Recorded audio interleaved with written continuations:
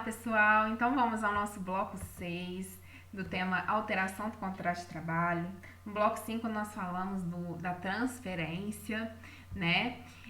Vimos que a transferência ela é proibida quando há ali a mudança de domicílio e é sem a anuência do empregado, né? Porque em regra a transferência tem que ser com a anuência do empregado de modo bilateral, né? A transferência só vai poder ser feita de modo unilateral quando tiver a necessidade de serviço e o empregado ter cargo de confiança, ou quando tiver a necessidade de serviço e tiver ali implícito ou explícito no contrato a hipótese de transferência, ou quando extinguir o estabelecimento, houver a extinção do estabelecimento, ou então quando for de modo provisório e tiver a necessidade de serviço. Tá? Se não mudar de domicílio, não vai ser transferência e simplesmente vai ser uma alteração do local de trabalho e vai poder ocorrer de modo bilateral ou unilateral. A súmula deixa expresso, a súmula 29, que quando tiver a transferência de modo unilateral pelo empregador, aquela que não acarreta mudança de domicílio, aí o empregador vai ter que arcar com as despesas. Mas o entendimento é que, independentemente disso, sendo bilateral ou unilateral, o empregador sempre vai arcar com as despesas. A transferência ali definitiva, ela não tem um adicional. E a transferência provisória, ela tem aquele adicional de 25% do salário no mínimo enquanto durar a situação.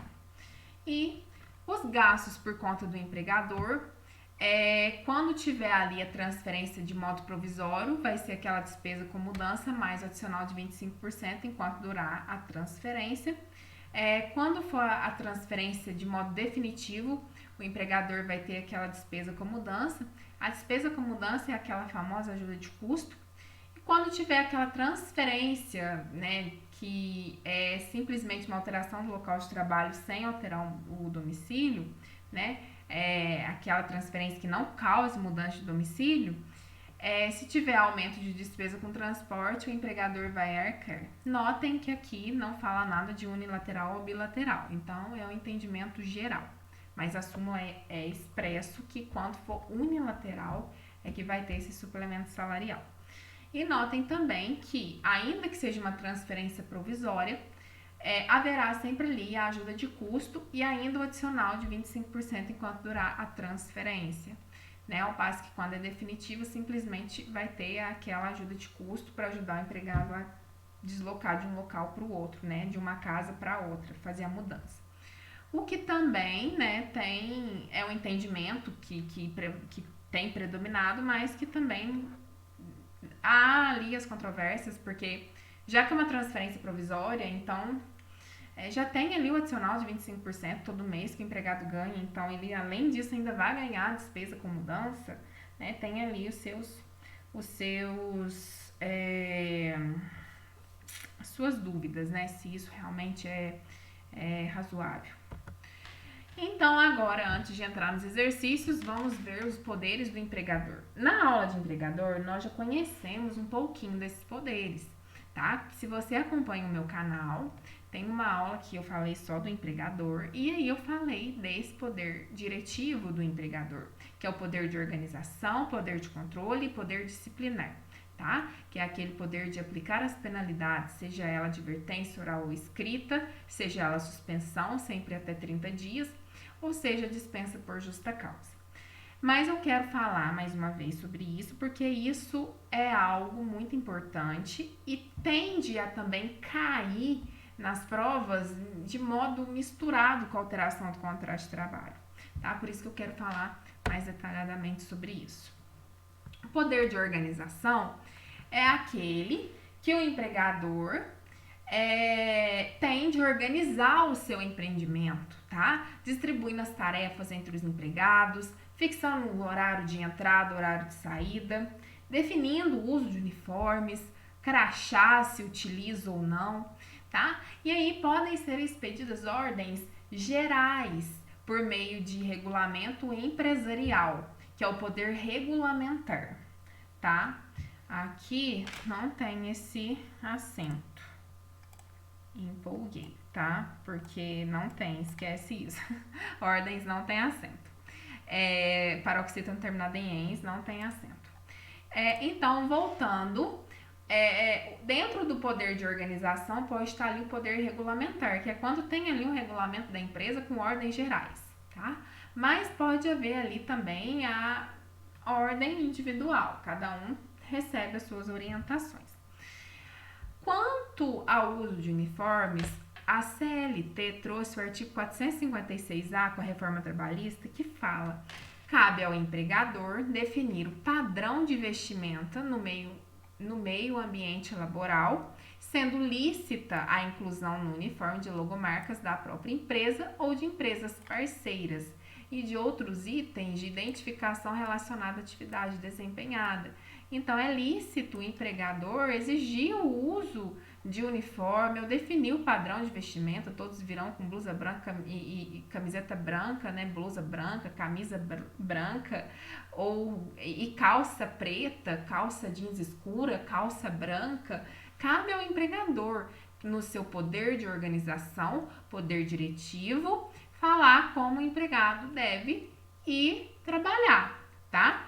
Então, a definição no padrão de vestimenta insere-se no poder diretivo do empregador, motivo pelo qual o empregado, em regra, não poderia se recusar a utilizá-lo, tá? E aí, o parágrafo único traz que a higienização do uniforme é de responsabilidade do empregado, do trabalhador, salvo nas hipóteses que forem necessários procedimentos ou produtos diferentes dos utilizados para a higienização das vestimentas do uso comum. Se o uniforme do empregado é branco e aquela camiseta tem que se manter sempre branca, impecável, de modo que dói até a vista de tão branco, então aí o empregador que vai ter que se responsabilizar pela lavagem dos materiais para sempre ficar naquele padrão de branco que ele quer, tá? Não cabe ao empregado sem ter que também se submeter à lavagem do modo que o empregador quer, né, dos uniformes. Então, em regra, a higienização, a lavagem dos uniformes é do empregado, mas pode acontecer de o empregador exigir tantas coisas na higienização que aí aí é ele quem vai então se responsabilizar, o empregador. Mas então, uso de uniforme, definição de padrão de vestimenta, em regra é um poder diretivo, um poder de organização do empregador. O poder de controle e fiscalização é aquele que o empregador fiscaliza a atividade laboral de seus empregados para que sejam cumpridas as regras impostas pelo próprio empregador e pelo sistema jurídico.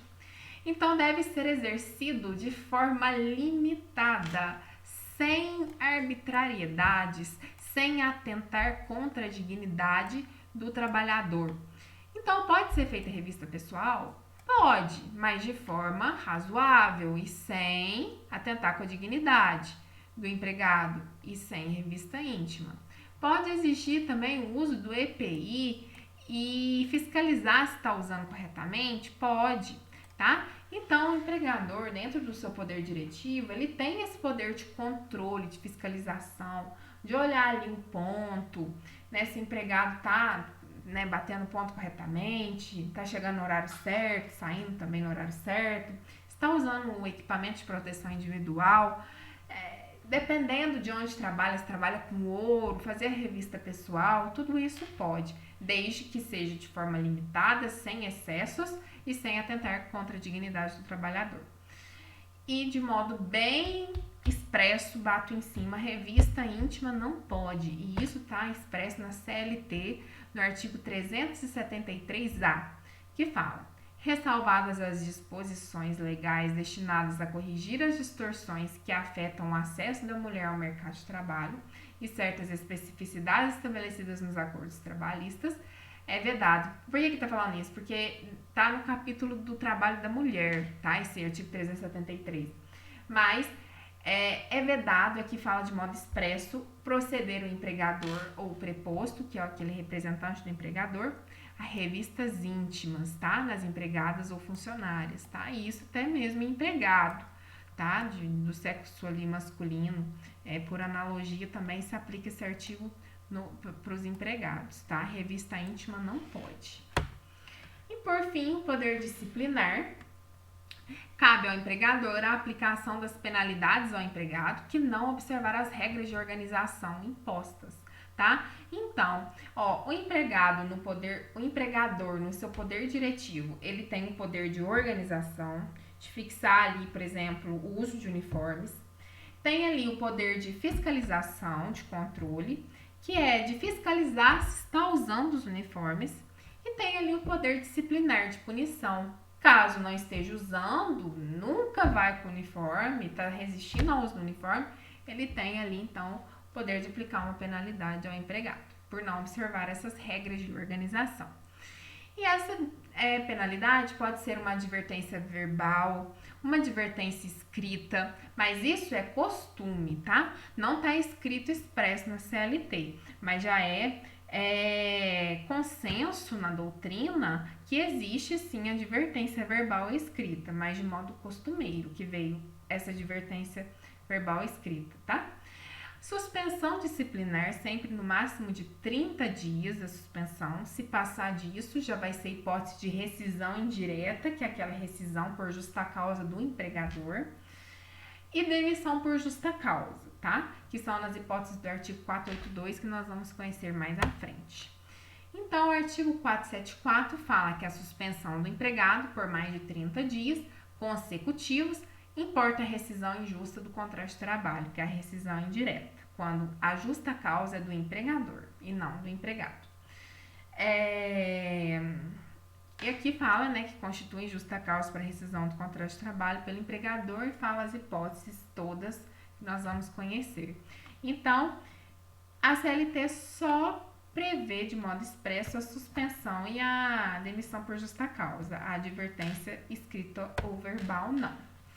E era isso só então que eu queria trazer para vocês, relembrar esse poder diretivo do empregador, falar principalmente do poder de organização, uso de uniformes, né? Porque tudo isso entra também no contrato de trabalho, na alteração do contrato de trabalho, entra no assunto contrato de trabalho mesmo. Então, eu queria só dar essa revisada, essa pincelada e agora nós vamos para os exercícios para fixar o conteúdo. Aguardo vocês no nosso último bloco. Nunca teve uma aula tão grande, mas é porque realmente esse tema de alteração do contrato de trabalho é muito importante e extenso. E eu queria detalhar bastante todos os institutos, principalmente transferência, e assim fiz. Espero que tenham gostado, estejam aprendendo, então vamos tirar a prova real no próximo bloco, que são exercícios. Até a próxima, tchauzinho!